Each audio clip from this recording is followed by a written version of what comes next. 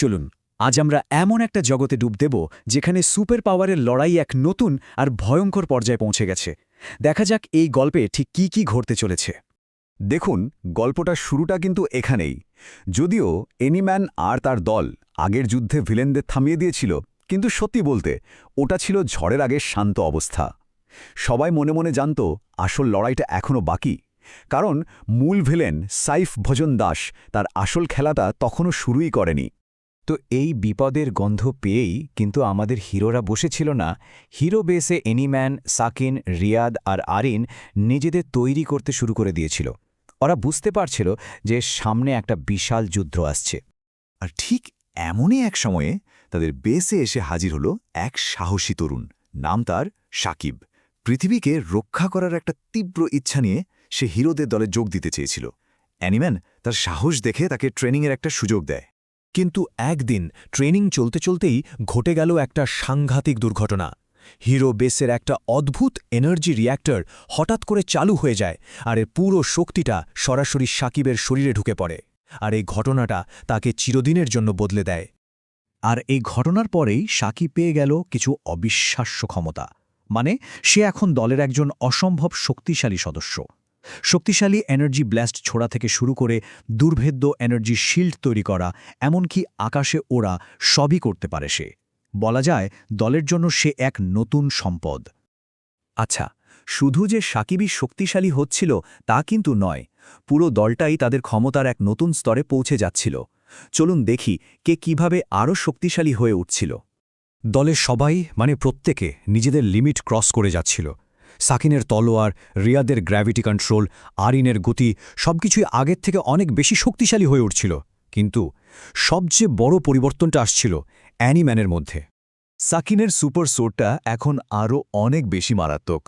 Light blade মোডে তার তলোয়ার থেকে এমন এক তীব্র আলো বের হতে শুরু করে যা ডার্ক এনার্জির বিরুদ্ধে একটা মোক্ষম অস্ত্র।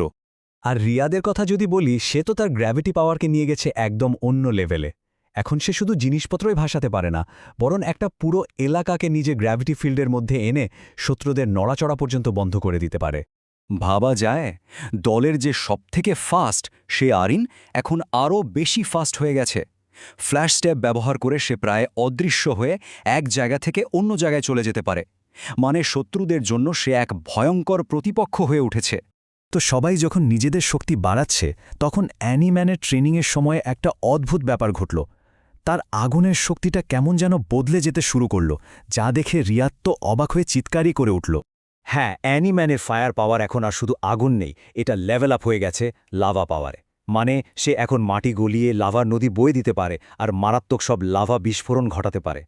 একদিকে যখন হিরোরা নিজেদের শক্তিশালী করছে, ঠিক অন্যদিকে অন্ধকারের ঘাঁটিতে কিন্তু একটা ভয়ঙ্কর খেলা চলছিল। সাইফ ভজন দাস আগের থেকেও অনেক বেশি নিষ্ঠুর আর বেপরোয়া হয়ে উঠেছিল। তার নিষ্ঠুরতার মাত্রাটা ভাবুন। সে তার দলের দুর্বল সদস্যদের আর সহ্যই করতে পারছিল না। তার ফিলসফিটা একদম পরিষ্কার, শুধুমাত্র শক্তিমানরাই তার দলে থাকার যোগ্য। আর এই কথাটা বলার পরেই সে যা করল তা কল্পনারও বাইরে। কোনো রকম দ্বিধা না করে নিজের ডার্কনেস শক্তি ব্যবহার করে সে তারই দলের সদস্য শ্যাডো কিলারকে ধ্বংস করে দিল। এই বিশ্বাসঘাতকতা তার বাকি সঙ্গীদের একদম স্তব্ধ করে দিয়েছিল। তো দুর্বলদের সরিয়ে দিয়ে সাইফ ভজন দাস এবার দলে আনল আরও ভয়ঙ্কর, আরও শক্তিশালী নতুন সদস্যদের। এই নতুন সদস্যরা হল স্টর্ম ডিভোরার, যে কিনা ঝড়, বৃষ্টি, বজ্রপাত পুরো আবহাওয়াকে কন্ট্রোল করতে পারে। আর আরেকজন হল ক্রিস্টাল টাইটান, যার শরীরটা দুর্ভেদ্য ক্রিস্টালের মতো শক্ত। দুজনেই হিরোদের জন্য মারাত্মক এক চ্যালেঞ্জ। কিন্তু এখানেই শেষ না। সাইফ ভজন দাসের আসল প্ল্যানটা ছিল আরও অনেক বড়। সে এমন একটা ডার্ক পোর্টাল খুলে ফেলল যা অন্য এক ডাইমেনশনের সাথে যুক্ত। কিন্তু প্রশ্ন হল, সেই অন্ধকারের ভেতর থেকে আখির কে বেরিয়ে আসছে? আর সেই পোর্টাল থেকে যে বেরিয়ে এলো তার নাম অবলিভিয়ন লর্ড। অন্য ডাইমেনশনের এমন এক সত্তা যার শক্তি আমাদের কল্পনারও বাইরে।